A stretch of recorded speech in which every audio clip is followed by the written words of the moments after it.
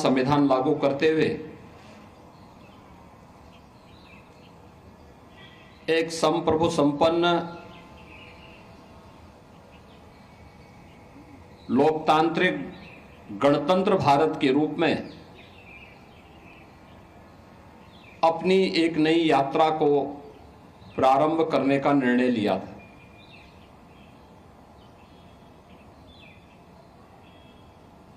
एक लंबे संघर्ष के बाद 15 अगस्त 1947 को यह देश आजाद हुआ। राष्ट्रपिता महात्मा गांधी,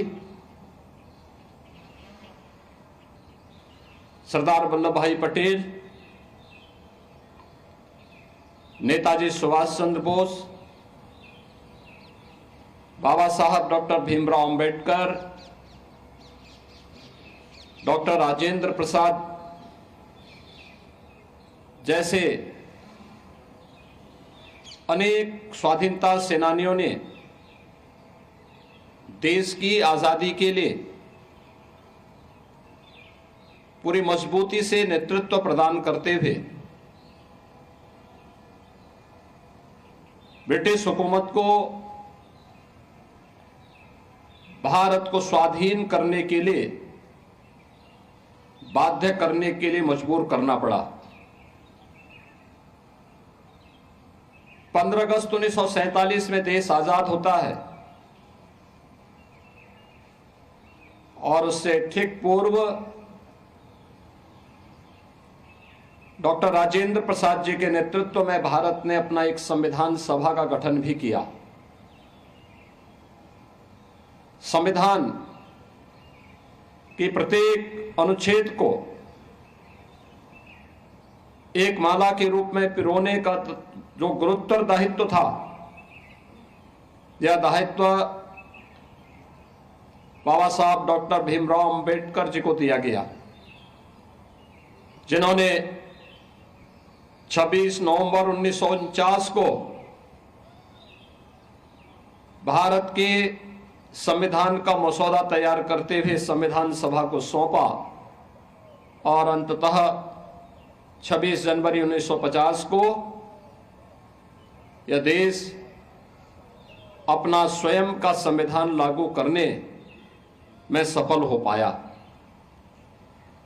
भारत का संविधान हमें न्याय, समता और बंधुता के साथ जुड़ने की एक नई प्रेरणा प्रदान करता है। सम और विषम परिस्थितियों में यह उत्तर से दक्षिण तक, पूरब से पश्चिम तक पूरे भारत को एकता के सूत्र में बांधने में सफल रहा है। आज के इस अवसर पर जब हम भारत के संविधान के लागू होने के 75 वर्ष पूरा कर रहे हैं, इस अवसर पर भारत माता के उन महान सपूतों को जिन्होंने देश की आजादी को नेतृत्व दिया था, उन महान क्रांतिकारियों को, उन बलिदानियों को पुण्य स्मरण करते हुए उन्हें मैं विनम्र श्रद्धांजलि अर्पित करता हूं। 75 वर्षों की हमारी यह शानदार यात्रा हम सबको संविधान के लागू होने के अमृत महोत्सव के साथ जोड़ रही है। यह हम सब के लिए एक नए चिंतन को आगे बढ़ाने का एक अवसर भी है कि भारत का संविधान भारत के प्रत्येक नागरिक को न्याय देने के लिए, समता मूलक समाज की स्थापना के लिए। तो मुख्यमंत्री योगी आदित्यनाथ को आप सुन रहे थे। प्रदेश के अलग अलग हिस्सों की तस्वीरें भी हम आपको लगातार दिखाते रहेंगे। कर्तव्य पथ की तस्वीरें तो हम आपको दिखाएंगे। हमारे साथ एक बड़ा पैनल हमारे साथ जुड़ा हुआ है। दीपक वोरा सर का मैं रुख करना चाहूंगा, फॉर्मर एम्बेसडर हैं।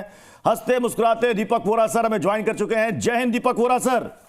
जैसे कि थीम है स्वर्णिम भारत, विकास, विरासत और प्रगति, तो दुनिया को क्या मैसेज जाएगा आज कर्तव्य पथ से, क्योंकि हमने हर क्षेत्र में शानदार प्रगति की है। दीपक जी, एक और बात कहना चाहूंगी। हर बार 15 अगस्त और 26 जनवरी आप हमारे साथ कंधे से कंधा मिलाकर स्टूडियो में होते हैं, आज ये आपने ठीक नहीं किया है। मैं क्षमा चाहता हूं। सबसे पहले धन्यवाद कि आपने मुझे याद किया। मैं हैदराबाद में हूं, मैं यहां आया हूं, एक संस्था है, मैं उसके साथ जुड़ा हुआ हूं, तो आज हमने राष्ट्रीय ध्वज यहां पर ऊपर उठाना है। और मैं कल वहां था पुटुपर्ती में, तो साईं बाबा के चरणों में था, तो बहुत अच्छा लगा। और आपका धन्यवाद, आपके साथ इतने शानदार पैनलिस्ट हैं। मैं बहुत जल्दी से बता देना चाहता हूं विदिन 1 मिनट की भारत की जो शक्ति है। मैम, जब मैं अमेरिका में होता था, मैंने कुछ क्लासेस अटेंड की थी। वहां पर एक हमारे प्रोफेसर थे, उनका नाम, उनको मैं प्यार से विलियम लोमड़ी कहता था, विलियम फॉक्स उनका नाम था।